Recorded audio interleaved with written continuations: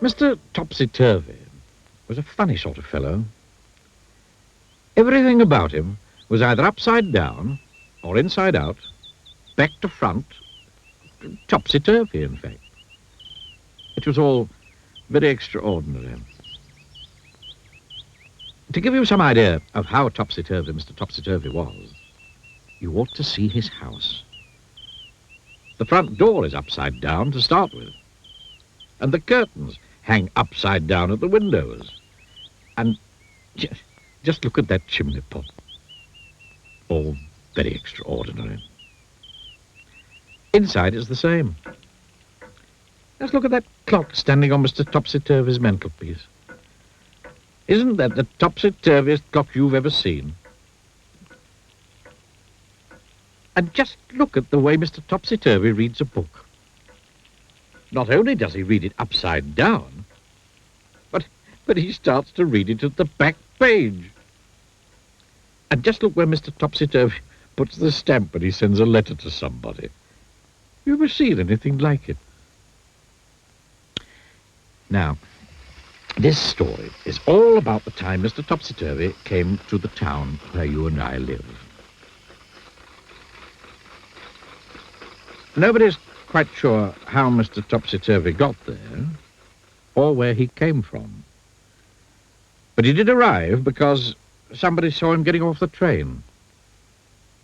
The trouble was, he did it in a topsy-turvy way.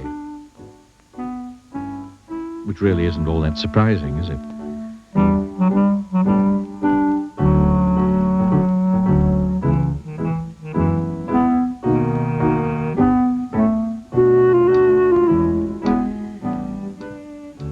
Mr. Topsy-Turvy went to a hotel to find a room to spend the night.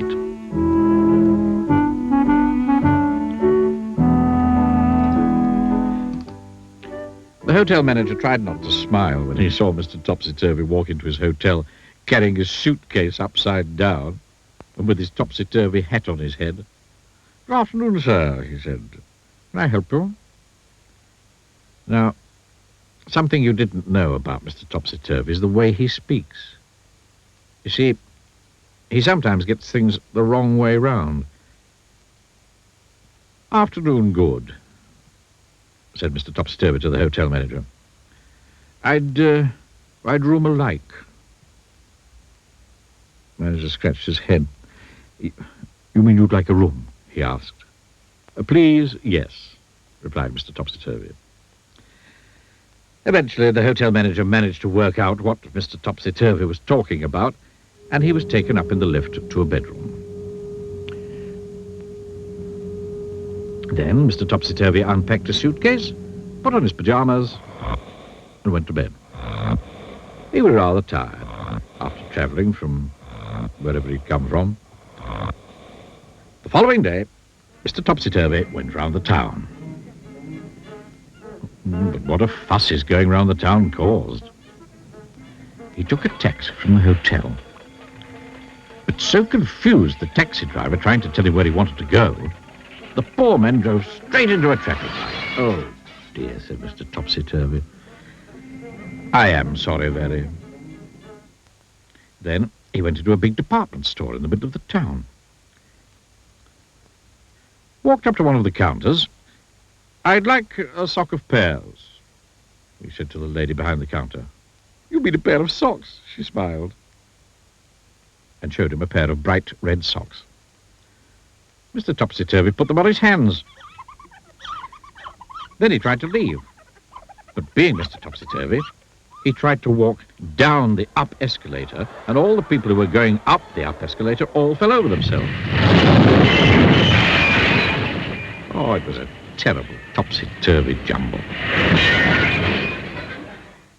That day, Mr. Topsy-Turvy did all sorts of topsy-turvy things.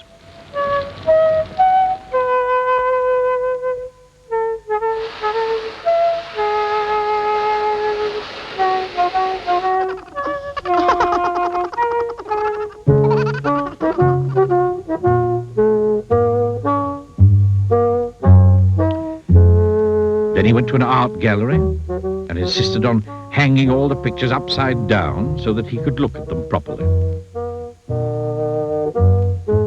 And then, after Mr. Topsy Turvy had been in the town for just one day, he disappeared. Nobody knew how he went, or where he went, but he certainly went because he wasn't there anymore. The whole town breathed a sigh of relief. But what the town discovered, even though Mr. Topsy Turvy had left, was that everything was still topsy-turvy. "Read all it about," shouted the newspaper sellers. Instead of shouting, "Read all about it." "News is the here," said the television newsreader, instead of saying, "Here is the news." "Morning good," people started saying to each other when they met, and "Do you how?" instead of "How do you do?" Everybody was talking topsy-turvy. Now, can you think of something to say that's topsy-turvy?